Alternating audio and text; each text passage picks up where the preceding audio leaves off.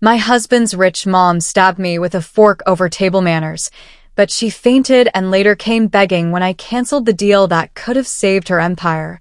Now she's banned from her own company, and I walked away with all the power.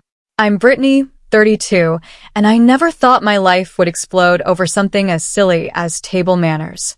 But that's how it all started. Just a dinner. A dinner with people who thought they were better than me. People who smiled with their mouths but looked at me with eyes full of judgment. I come from a working-class family, and I've always been proud of that. My parents ran a small auto shop in a dusty town where everyone knew each other's names. I grew up fixing engines with my dad and balancing ledgers with my mom. I worked my way through college, started a property development business from scratch, and built a life that I was proud of, even if it wasn't covered in luxury or glitter. But then I met Luke, and everything changed. Luke was the type of man who made you feel seen. Kind eyes, sharp mind, and a smile that made you forget the world for a moment. We met during a property conference where I was pitching my plans for a community center. He was there representing his family's business, the Blackwoods. They were old money, rich beyond what I could imagine. Think hotels, resorts, and massive estates that looked like they belonged in a movie. But Luke was different. He didn't act like he was born into gold. He listened to me, encouraged my work, and before I knew it, we were spending more time together, first in coffee shops, then on trips, and eventually at my apartment where we talked about a life together that felt real. When he proposed, I said yes with my whole heart. But saying yes to Luke meant saying yes to his family too. And that's where things got complicated, especially with his mother, Patricia Blackwood. Patricia wasn't just rich. She was ruthless. The kind of woman who didn't speak loudly, but could slice you open with a single sentence.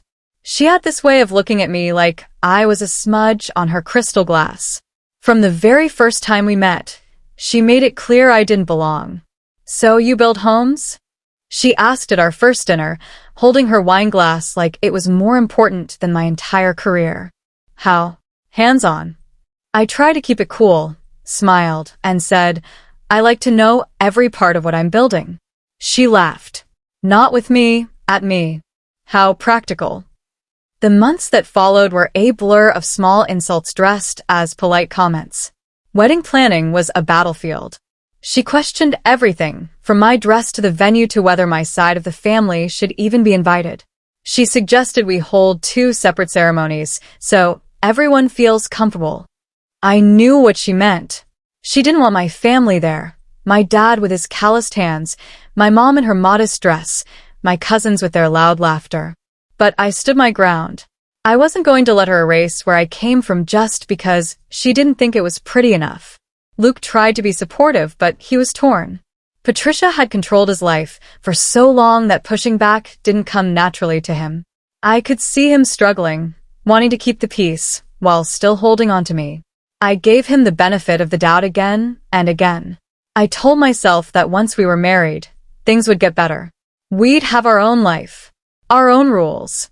But that was just a dream I was clinging to, one that would shatter in a way I never saw coming. It was supposed to be a simple family dinner.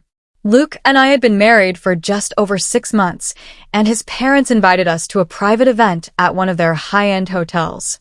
The place was all chandeliers, soft music, and dishes I couldn't even pronounce.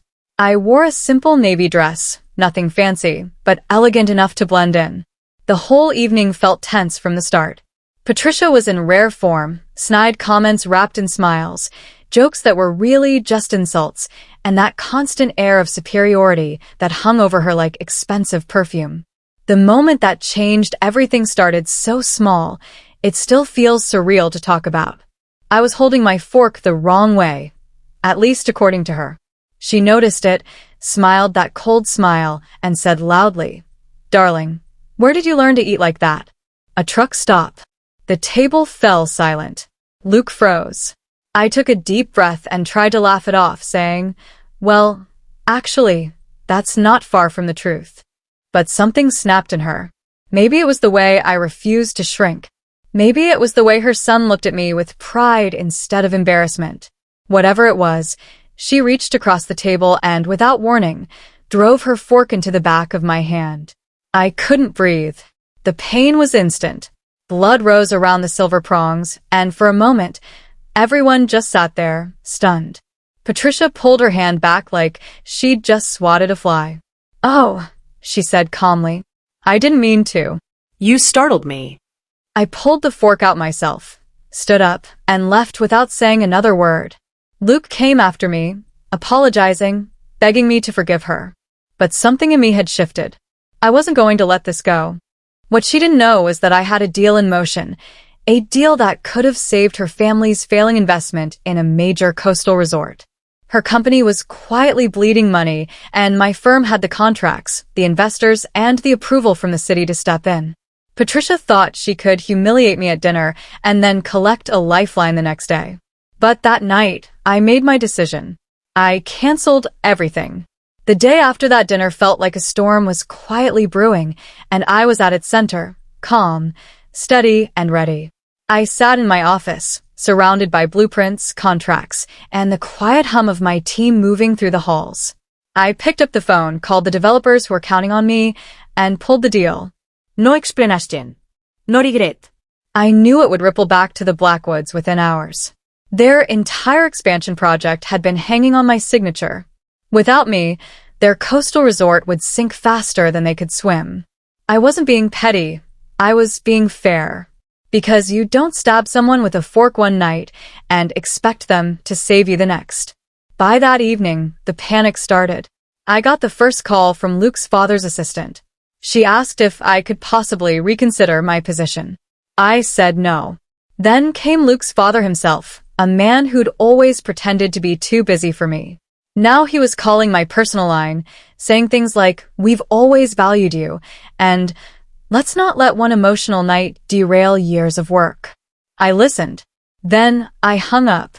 Because the moment I pulled that fork from my hand, I pulled myself out of their world. But the real shock came when Patricia herself showed up at my office. She was wearing her usual designer coat, but her face looked different, pale, tired, and lacking that trademark superiority. She walked in without an appointment, and my assistant looked like she'd seen a ghost. I stepped out from my meeting room, arms crossed, and just waited. She didn't speak right away. She just looked around like she was finally seeing my world for what it was, solid, professional, successful. After a few awkward seconds, she said, "Brittany." I was out of line. I'm sorry. It was like watching ice crack. I could tell it physically hurt her to say those words. But then she said it, the thing I never thought I'd hear from a woman like her. "I need your help." She didn't just need my help. She was desperate. Their empire was on the brink, and she knew I had the power to save or bury it. She sat in my office, hands folded, trying to maintain what little dignity she had left. She begged. Not loudly, but softly. With her eyes. With her silence. With the way she kept repeating that it was a misunderstanding. That she was under stress. That she didn't mean it. But it was too late. I told her I'd already moved on from that deal. And from them. I was building something bigger. Without them. She left my office quietly. No more words. No threats. No smile. Just a woman who'd finally realized that her money, her status, her sharp tongue, none of it could undo what she did. In the weeks that followed, the news broke. The Blackwoods coastal resort deal collapsed. Investors pulled out. Their stock dropped. Internal memos leaked about poor management, legal trouble, and executive failures. Patricia stepped down from her role for health reasons, but everyone knew the truth. She'd been pushed out. The board needed a scapegoat, and she was the obvious choice. And Luke? He tried to fix things between us. He sent flowers, letters, even showed up at my apartment. But I was done. I didn't hate him. But he let his mother hurt me, physically, emotionally, and did nothing until it was too late. I didn't burn their house down with fire. I did it with silence, with calm, with decisions made behind closed doors and contracts signed with steady hands. That's the thing about women like me. We don't have to shout to be heard. We just have to stop helping. I walked away from that family with my head high, my business thriving, and my life finally my own. And as for Patricia, She's still out there somewhere, probably sitting in a smaller house than she's used to, wondering how it all fell apart. Maybe she still blames me. Or maybe deep down, she knows. The day she stabbed me with that fork was the day she handed me the very power she thought she held over me. And I never gave it back. Hit that subscribe button if you believe in silent power, graceful revenge, and letting karma do the loud work.